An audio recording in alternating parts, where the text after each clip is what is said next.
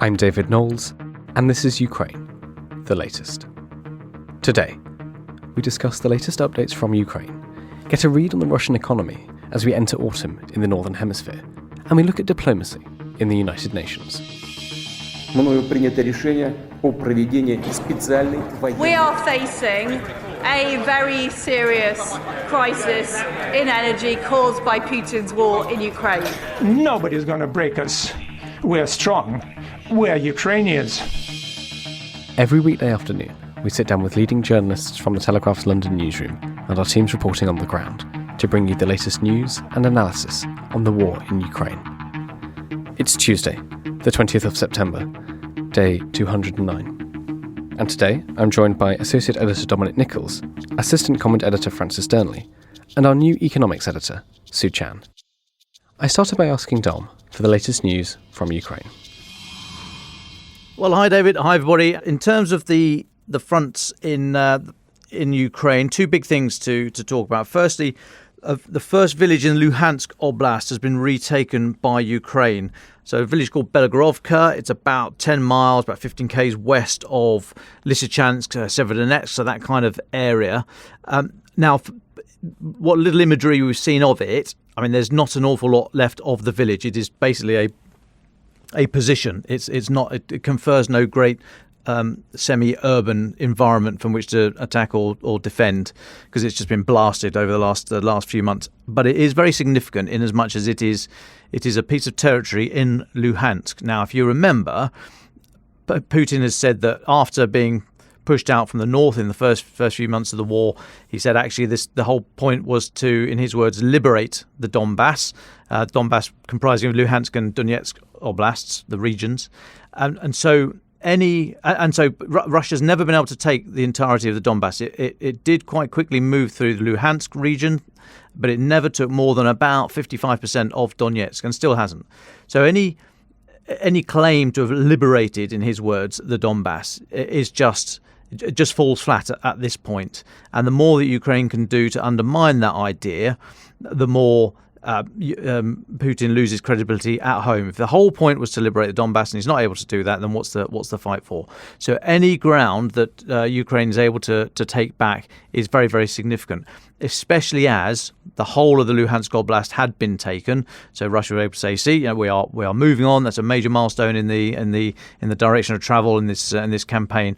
So for Ukraine to now start nibbling back into the Luhansk region, that is very significant. As I said, it's not so much the size of the piece of ground that they've taken or what great tactical advantage it confers, because there's not a huge amount of that, I don't think, looking at what little I know of the geography there. But it's the fact that it is inside Luhansk Oblast, so that is significant. The other thing to also just while we're on that, actually, we might come back to this a little bit later, but there's long been chat about referenda being held in Luhansk and Donetsk region for these areas to have referendum and to then become part of Russia. Now it's all been the dates were set or dates were muted, and then it all slipped, and it's not the security situation, i.e.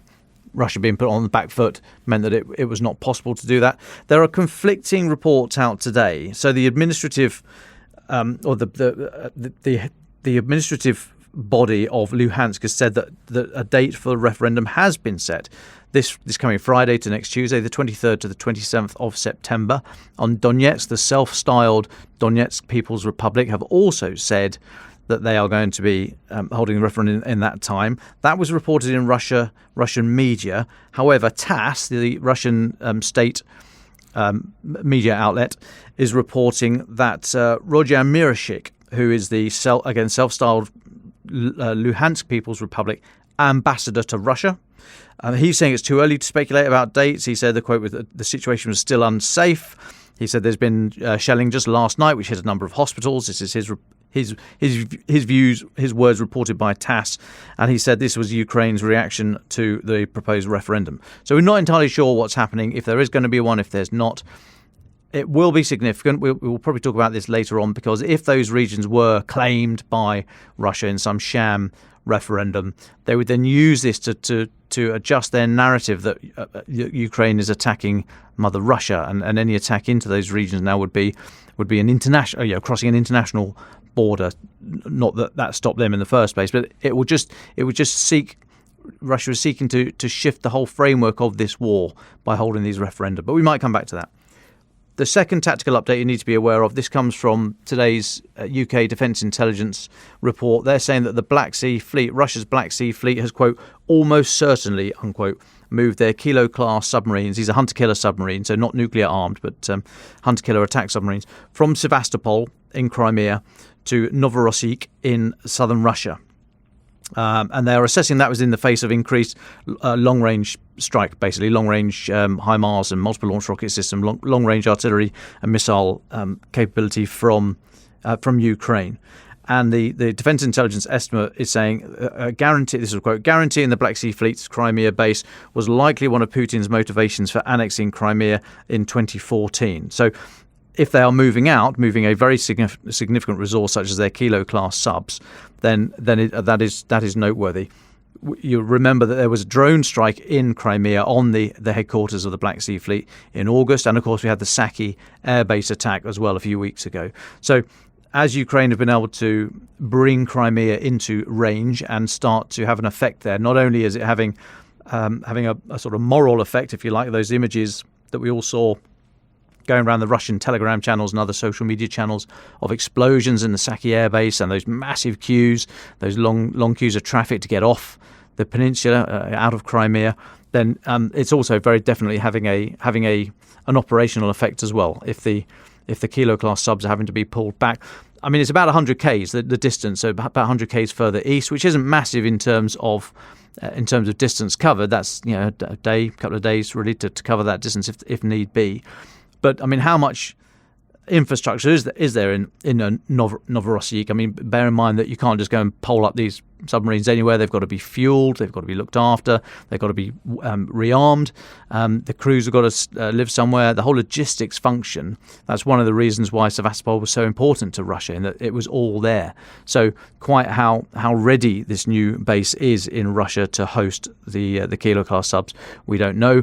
But it is a significant move if they've had to move a major piece of military capability further away and, in fact, off Crimea. And as it's the first day back, I will indulge myself and I'll take a pause there. Thank you very much. Dom, Francis, can we come to you? Zooming out of the news from Ukraine, Liz Truss, the new British Prime Minister, is heading to New York, and she's made the news talking about British support for Ukraine. Can you just give us the details of what she's been talking about? Yes, well, thank you, David, and good afternoon, everyone. As you say, an interesting period we can expect in the coming days. Liz Truss has gone to the UN General Assembly, which is the first time it's met for 3 years. As you say, it is hosted in New York, and we've already had an announcement from her, from the British Prime Minister, vowing to maintain spending on military aid to Ukraine. This is significant because no other country has quite said explicitly that it will maintain the current levels of spending or indeed exceed them in the long term. And so this is clearly a statement of intent from the British government's perspective to say to the world at this very significant diplomatic meeting that it is fully intending of supporting Ukraine in the months, possibly even years ahead. We're expecting there to be senior meetings held with Joe Biden, obviously US President Emmanuel Macron, and Ursula von der Leyen as part of that meeting. And it's obviously coming on the back of political activities resuming after the period of national mourning here in Britain for the late Queen. And it's strange that they're now all in New York, because they were, most of them, here yesterday for the funeral of Elizabeth II. Liz Truss has also made some interesting remarks as part of this announcement. She said, quote, "Ukraine's victories in recent weeks have been inspirational. Time and again, these brave people have defied the doubters and showed what they can do when given the military, economic and political support they need. My message to the people of Ukraine is this: the UK will continue to be right behind you every step of the way.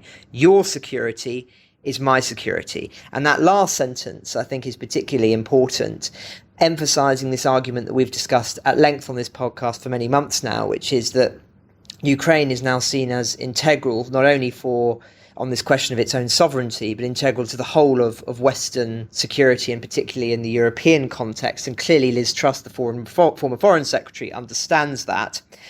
But just zooming out even further and looking at the General Assembly in the UN, I know Dom is going to write for the Dispatches newsletter tomorrow on this, so do keep an eye out for that.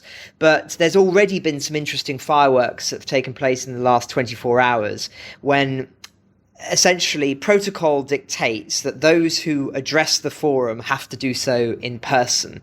Now, obviously, Zelensky has argued that he couldn't meet this requirement because of the fact that there is a war in Ukraine and that he will not want to be leaving the country. So as a consequence of this, the General Assembly took a vote on whether President Zelensky could make an address by video. And this motion is very interesting because we're able to see which countries are aligning with Russia on wanting to bar President Zelensky from speaking, and those who have abstained. There's also 19 countries that abstained, but the most important one of those is China.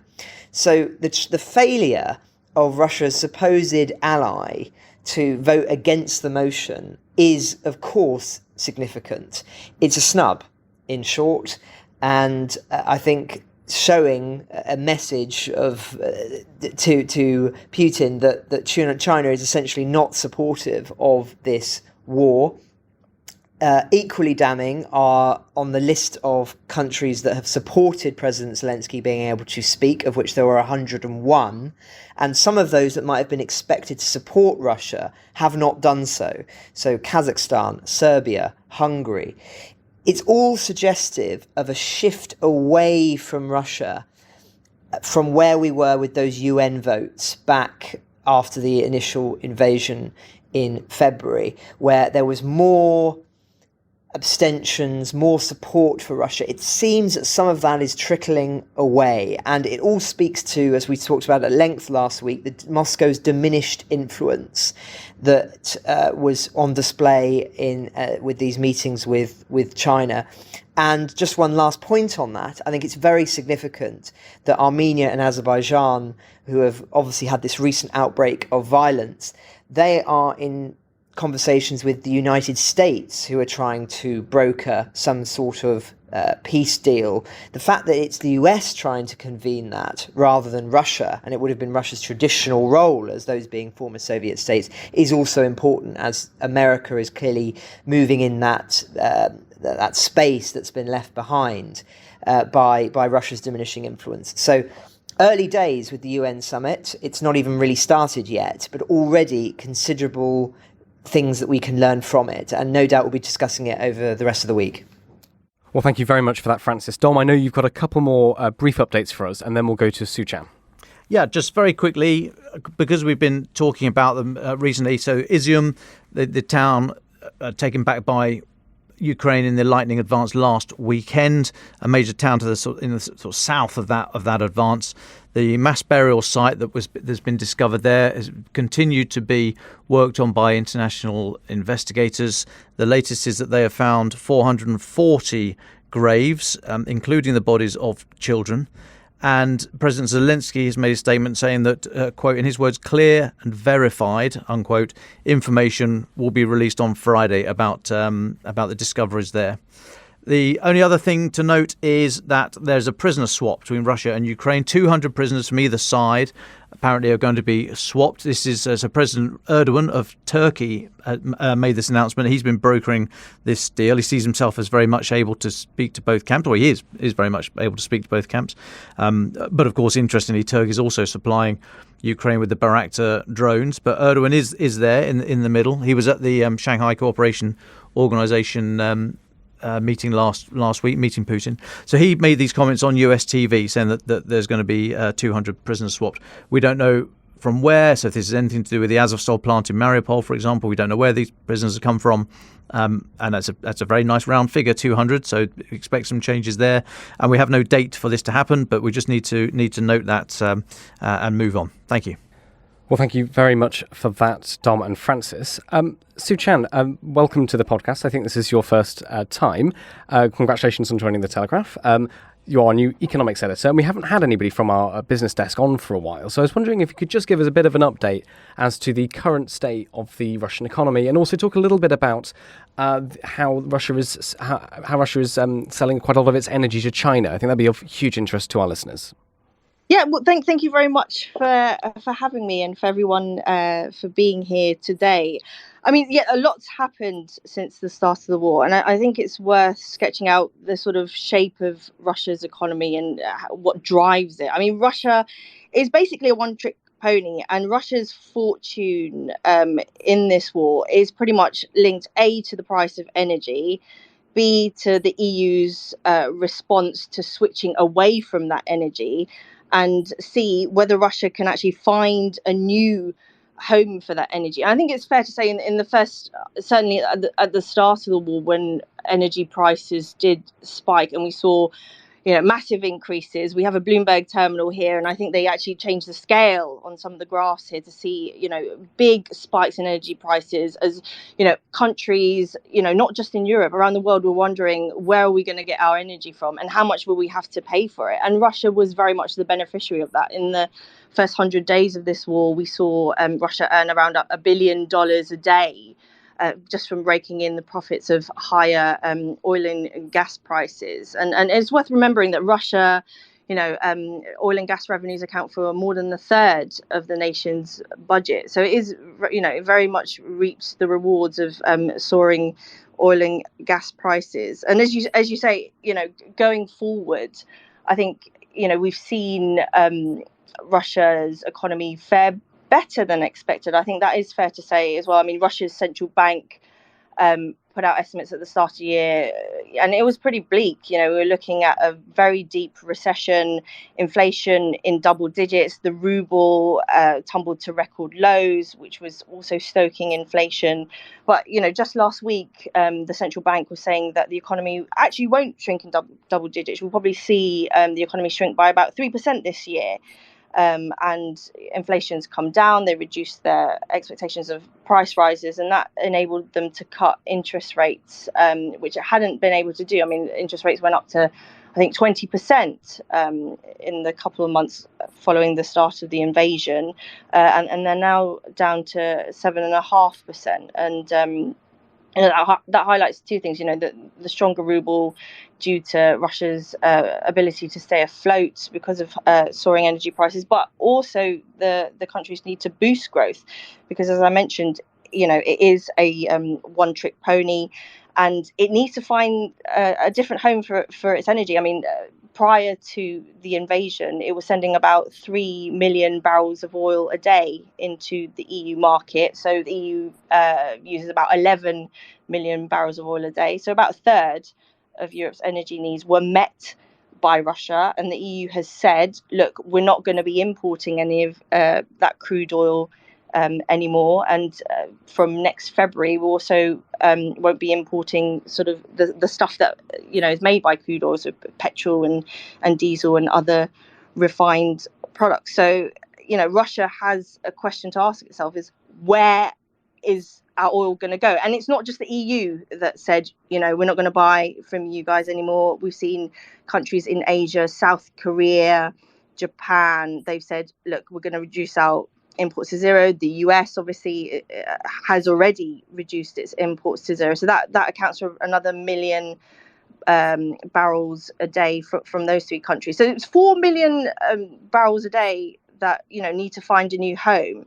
And as you mentioned, China is one of the customers because, Russia needs to sell their stuff at a discount now. So China has been one of the customers that's at the front of the queue, just to give an idea of, how much they were buying. So they were buying about 1.5 million barrels a day from Russia before the invasion. And last month they snapped up closer to 1.8 million barrels a day, and they are spending much more. I mean, China is Russia's biggest single country trading partner. So Russia's biggest sort of bloc is the EU, but in terms of a single country, China is its biggest customer.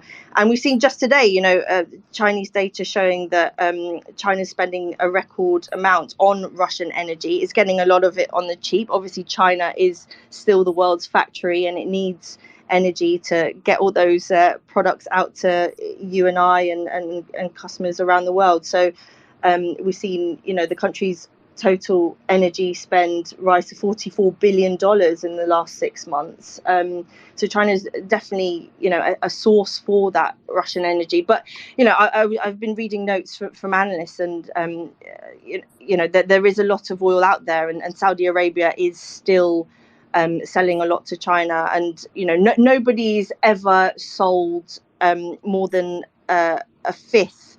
So there's a statistic that, no one's ever, Russia's never sold, or not even Saudi Arabia has sold more than 20% of its oil to China. So, this idea that, China's going to buy everything, it's a myth, and it is a slow process and a slow pivot, because of course, if China's buying more from Russia, it's got to buy less from other countries, and there is that competition, and obviously there's a diplomatic element to that as well.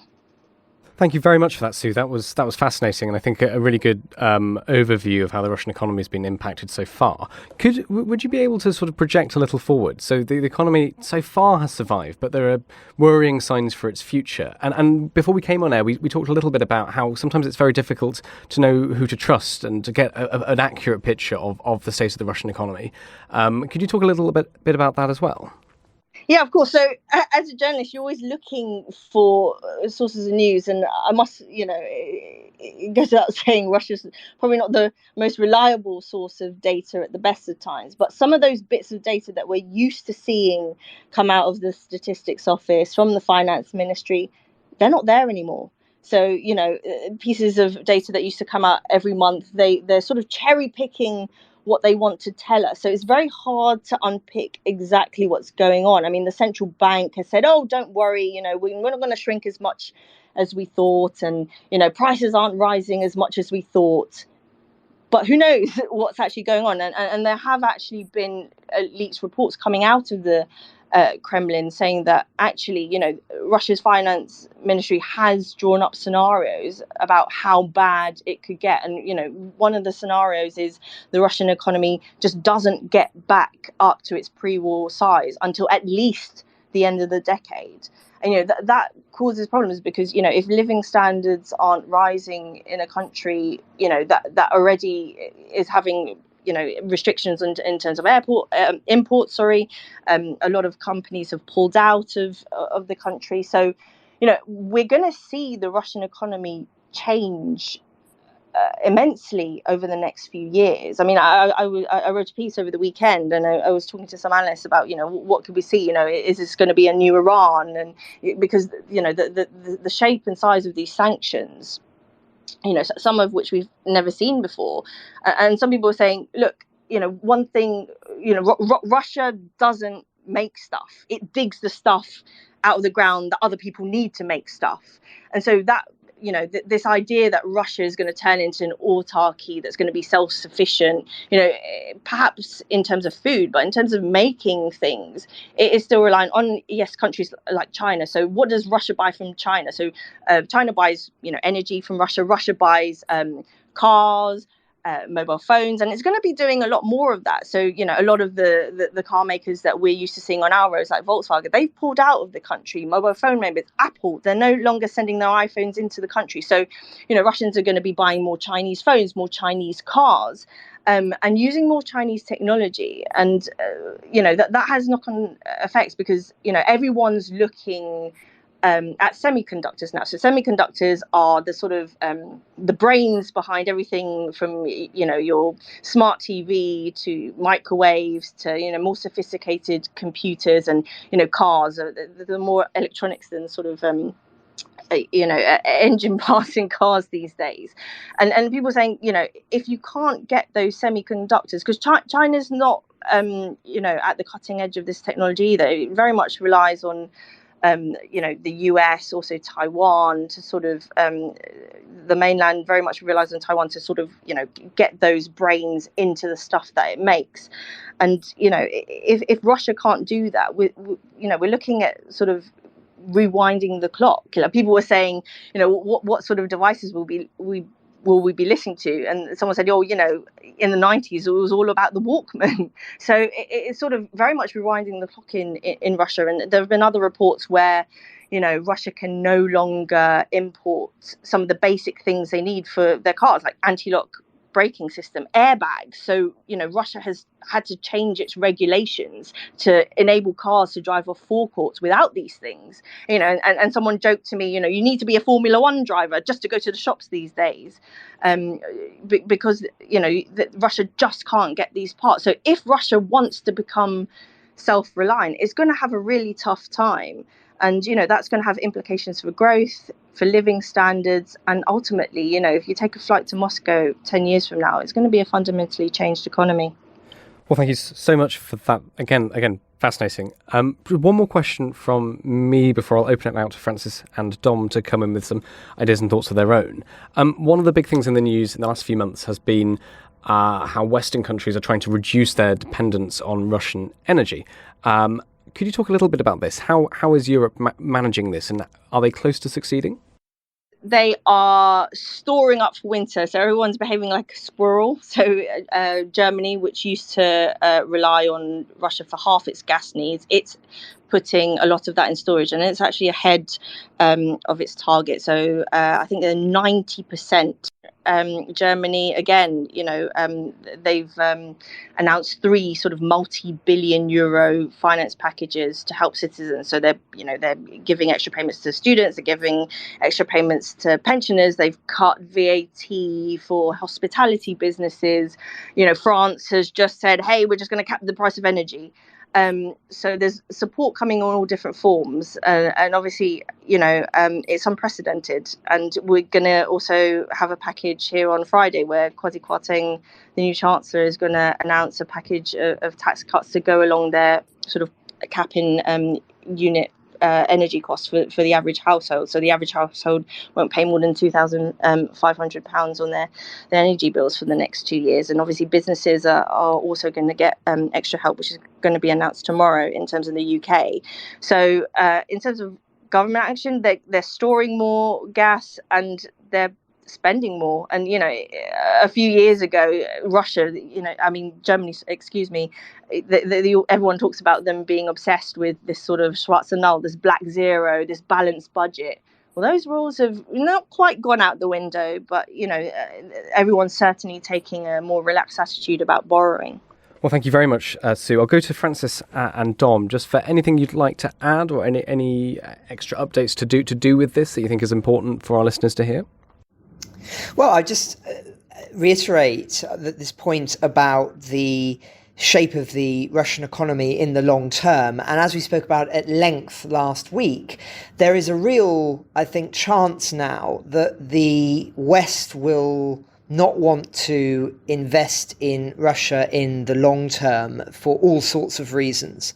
And as a consequence of that, they will become more and more reliant on China, not only for purchasing its energy, but indeed there will be opportunities for China to essentially buy out certain Russian industries and business streams, etc., which could mean, as we were debating, I think it was on Friday, that Russia becomes something of a kind of vassal state of China. Now, as I say, there are huge risks from that from the Western perspective, that if, as we've been talking about at length in the past, we're seeing the tectonic plates of geopolitics shifting and into the blocks of autocracies and democracies.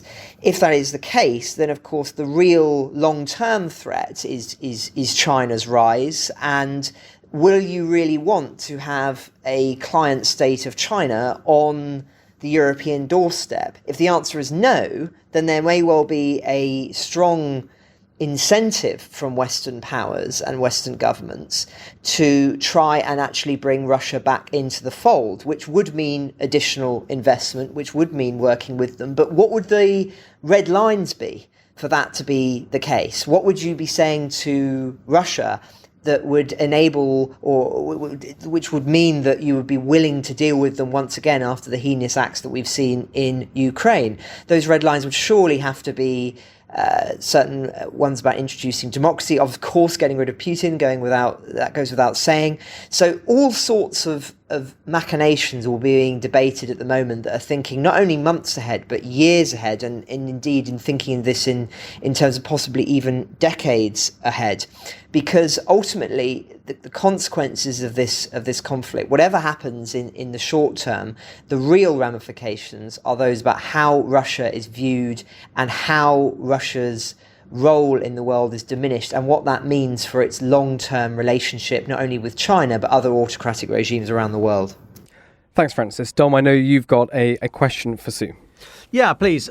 Sue, you mentioned that a lot of economic data from Russia are missing, have not been updated recently, and so obviously we don't know what they could be. It's probably not going to be great news, but we don't know the detail there. However, even without that, I think, are we able to take a view on what it might indicate? So the areas of data that are missing, are you able to draw out from that and see what might it indicate of the Russian economy? Hence, that they're trying to hide giving the details. Bits and pieces. So it is very selective at the moment. I mean, independently, I think it is fair to say that the Russian economy has held up better than we thought, because of high energy prices. And, we've seen various reports from Gazprom, which is obviously state-backed, saying that, we're going to make more money than we ever have before. So we know that Russian finances are in a better state than we thought. But we also know that Russia is burning through some of its cash reserves. So we know that Russia's huge war chest of money, or its budget surplus, they are burning through that in order to support the economy. We do know that. And, in some cases, we are relying on people within Russia who are obviously not content with what's going on. And we have had a lot of leaks from various ministries and reports, and it's all unnamed and it's all sort of attributed to sort of unnamed sources, but it is pretty reliable in terms of documents. Once we follow the paper trail, Russia's government, the Kremlin, is worried. That's fair to say. And the government will continue to cherry pick its data. But I mean, it is very clear Russia is not a diverse economy. It does not have lots of places to go. And going back to this idea that, will China ride to the rescue? I think the answer is no. I mean, China is a very big part of Russia's trade. But in terms of, who China trades with, they've got much bigger fish to fry, as it were, as in, the US is a massive trade partner. The EU is a massive trade partner. And, there was also talk about red lines, and China will not ultimately want to, overstep those red lines if it jeopardizes its sort of, trillions of dollars of trade with other nations. And so I think, as one analyst put it to me last week, will China throw Vladimir, Putin under the bus? Probably not. But at the same time, it doesn't have much to gain from, looking to Russia for everything. And yes, they want to deepen their ties, but I think, there are limits to that. Well, thank you, Francis, and thank you, Sue. Before we finish, Francis, you've mentioned you've been doing some reading on Russian strategy and some thinking about that. Would you like to take us through what you've been seeing? Sure. Well, I just wanted to come back to the topic that Dom mentioned at the beginning about this referendum that we've heard announced in Luhansk. Now, it tallies with another development that's taken place in recent hours, and we are really only talking recent hours for both announcements, which is the Russia Russian Duma has unilaterally created a legal framework for declaration of war and mobilization, essentially saying to Putin that it would support a formal declaration of war and mobilization against Ukraine if it were asked of it by the president. Now, the timing of that and this referendum is definitely not a coincidence. This is clearly marking a shift in the Russian strategy, thinking in the next weeks ahead and indeed months ahead as winter arrives. The former Russian President Dmitry Medvedev has said that it is essential that Russian-backed separatists in Ukraine carry out referendums that would see their regions join Russia. He's put this out on social media to sort of time and coincide with this. And as I say, I think we have to read this as a deliberate strategy by Moscow to show that that's a crucial distinction, appear to show that it still has options available to it, namely full mobilization. I'm sceptical that it would actually be able to do that, as I've talked about in the past, but nonetheless, they are trying to threaten this. And to try and make things more challenging for Ukraine, which is having a mock referendum, as it were, because it certainly wouldn't be internationally recognised, that would then say that if Ukraine were marching soldiers into these regions that are now Russia, that was a declaration of war on Russia by the nature of crossing sovereign, I'm saying all of this in inverted commas, sovereign Russian territory. So this is clearly, as I say, a deliberate shift in strategy in reaction to, no doubt, not only the Ukrainian successes on the battlefield, but these diplomatic knots that Russia is now finding itself in as a consequence of the international reaction to its diminishing gains in Ukraine.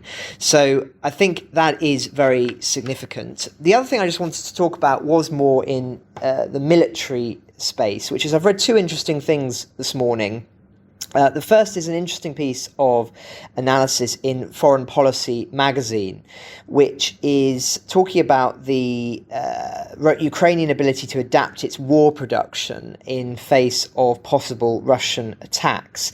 Now, I've touched before on this area because one of the criticisms that some commentators have made of Ukraine is that they don't quite understand why a country that is at war has not done what countries did in the Second World War, say, and turn all of its factories into developing weapons. Now, there are numerous reasons for that, and this is what one of the articles that I read goes into detail about, which is essentially the first point is that, of course, the Ukrainian economy needs to continue to be generating income. So that's one reason why you don't shut off all factories overnight. But more importantly, when it's obvious that you've got factories that are developing weapons, they are easy targets for Russian attacks. So instead what they've done is they've developed a cutting-edge defence industry that is far more robust and that is able to quote the article, chug along. And it's operating not in terms of these sort of big, enormous factories, imagining you sort of the production lines, but much in smaller scale, but far more of them in secure locations that mean that this production is able to happen more subtly and more in a manner that is more difficult for the Russians to sabotage, essentially. So I thought that was very interesting because, as I say, it counters some of the charges that have been made by critics of Ukraine, but also shows how Ukraine has shown itself to be incredibly innovative and ingenious, really, in how it has fought this war in a way that's far more flexible than Russia has been able to conjure in recent months. And finally, just one other interesting piece of analysis I was reading was about was a comment by a US Air Force commander for Europe, which is General James Hacker, and he said that Ukraine, we now know, has shot down 55 Russian planes over the course of the war at least. And he says that the influence of this, of course, is that Russia were never able to gain air superiority. And as we've talked about on the podcast many times, and I'm sure Dom will have some insights on this as well, air superiority is absolutely crucial for any offensive style warfare. Indeed, it was the defining factor, arguably, in the Battle of Normandy, which the Allies won after the invasion of Europe by the Allies in 1944.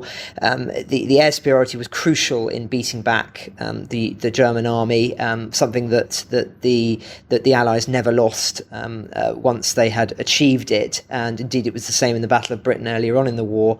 And the fact that Russia, this enormous bear, this perception of this enormous armed forces that usually has always had numbers on its side, the fact that on the aircraft side of things it has never managed to achieve that invaluable air superiority speaks volumes as to why they are now struggling so much to not only hold on to the territory that they have that they managed to secure earlier on in the war, but also why in those early months as well they were never able to make perhaps some of the gains that they sought to achieve, and that was because of the very successful way in which the Ukrainians again have fought the war. So two very interesting pieces of analysis there that I just wanted to highlight in the context of course, this broadly successful Ukrainian counteroffensive that we've now been discussing for the last several weeks. Well, thank you very much, Francis, Sue and Dom. I think we're starting to come to the end of our time together, so I'll just ask each of you, just for your final thoughts, can we sum up what we've been talking about, and what should our listeners be thinking about as we go through this week? Dom, would you like to go first? Sure. Well, I think eyes this week have to be on New York and the United Nations, the General Assembly there, and the response that the issue of Ukraine and President Zelensky's address in particular generates. So we should remember that through the UN in the early part of the war, that the Ukraine war or the invasion of Ukraine didn't get quite the attention you would hope from the international body, and that's for a number of reasons. But for many countries around the world, see the war as quite distant, in many ways quite irrelevant to them. They've got much more pressing concerns. So whilst they're aware of it and they might empathise with it, but they have much more pressing concerns that were demanding their time and attention. So didn't really get the diplomatic heft that it either needed or that those of us that want to see Russia push back across its borders would demand. And of course, you've also got Russia's effort to try and frame in particular the food supply issue, the grain issue, as being the fault of Ukraine, as a cause of Ukraine's aggression and their belligerence. So many parts of the global south, for example, have been courted by Russia with this idea of trying to win them over, to if not support the war, but then support their vote with their vote in the UN General Assembly. And of course, Russia has also been trying to position this war as Russia versus, well, firstly everybody else, but everybody else in the face of the West and NATO and US, and that also there are many countries around the world that if they get swept along with that narrative, they might unconsciously think, well, I'm not best bedfellows with the US, therefore I will tacitly support the other side. So very interesting to see the diplomatic action that's happened over the last 7 months. That the cauldron for that is the United Nations. There is nowhere to hide now for Russia in terms of the atrocities we've seen in some of the liberated areas and the way they've prosecuted this war. So it'd be very interesting to see this week whether or not that has shifted the dial at all on the diplomatic front. We spoke earlier on about how those votes, some very surprising votes, those people that might wanted to, if not vote, the way that Russia would, in support of Russia's aims, i.e. turning down Zelensky's request to address by video call. But so if they either didn't vote against it, they would certainly, Russia would hope that they would have abstained. So those that didn't abstain actually voted for it. I mean, that's quite telling. So it'd be very interesting to see this week how the diplomatic dial has shifted in the UN, not so much from those in the West and those really close to this, and arguably from the sort of the global North. But we must wait to see what the view is from the body of the General Assembly, and particularly from the global South. Su-Chan, would you like to just sum up some of the things you've been saying for our listeners? What should they be thinking about in the weeks ahead? Certainly, my eyes will be on more support for British households and businesses from the government. And, we're expecting the Chancellor, Kwasi Kwarteng, to stand up on Friday and unveil, a multi-billion pound package of tax cuts in order to support the economy. And it is fair to say that Europe is facing a pretty bleak winter. Yes, some countries are ahead of target in terms of gas storage, but the risk of blackouts and rationing hasn't gone away, even though energy prices have fallen in recent weeks. But that can change day by day. So, Europe is going to be facing a tough time, and inflation across Europe is still, close to double digits, if not there already. But I think it's important to put it in context. Whereas we're facing a bleak winter, perhaps a couple of them, Russia is definitely facing a bleak decade. There are grand plans by the Kremlin to pivot east, and some of that has been put in place. I mean, there is talk of a new pipeline. When Vladimir Putin met Xi Jinping last week, they were talking about building the Power of Siberia 2 pipeline, which would run through Mongolia and send more of that Russian gas to China and away from Europe. But they've been talking about this since 2006. And construction isn't going to start till 2024, and that takes time. Also, Russia's been talking about issuing more of its debt in the Chinese currency. A couple of companies have already done that, and it won't be too long before, until the sovereign does that, as Russia looks to China to borrow from. But as we've seen through this crisis, both countries are interested in de-dollarization, but in a crisis, which currency does everyone want? They want the dollar, and we've seen the dollar strengthen. So in terms of this pivot away, it is going to take time. And Russia is, looking at a very bleak decade ahead where its options are limited. I mean, Xi Jinping and Vladimir Putin, they met this year, the Winter Olympics, where they declared in a 7-page document, there are no limits to our relationship. But I think Vladimir Putin, certainly looking ahead, is finding there are limits, certainly to its relationship with China. Thank you very much. Francis Sterling, would you like to go next? Thank you. Yes, well, I alluded earlier on to the fact that yesterday was one of the biggest events in modern British history, which was the funeral of Her Majesty Queen Elizabeth. I was a part of that. I was watching a speech that she gave in 1991 in Washington when she addressed a joint session of Congress, the first British monarch to do so. Quite remarkable if one knows the history of the United States and Great Britain. But she made some, I think, very prescient remarks there that I just wanted to quote. And she said, "Some people believe that power grows from the barrel of a gun. So it can. But history shows that it never grows well, nor for very long. Force, in the end, is sterile. We have gone a better way. Our societies rest on mutual agreement, on contract, and on consensus." And I think that she sums up very well there the essence of the international contract, the one that was upheld in the West ever since the Second World War, that is now currently at stake in Ukraine. So I thought on this historic week I would give the last word to Her Majesty the Queen.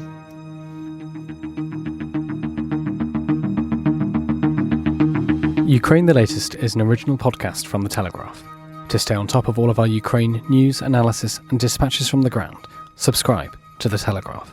You can get your first 30 days completely free at telegraph.co.uk/audio. And sign up to Dispatches, our Ukraine newsletter, which brings stories from our award-winning foreign correspondents straight to your inbox. If you enjoyed this podcast, please consider following Ukraine the Latest on your preferred podcast app. And if you have a moment, leave a review, as it helps others find the show. You can also get in touch directly to ask questions or give comments by emailing podcasts@telegraph.co.uk. We do read every message, and we are especially interested to hear where you are listening from around the world. Ukraine the Latest is produced by Louisa Wells and Giles Gear.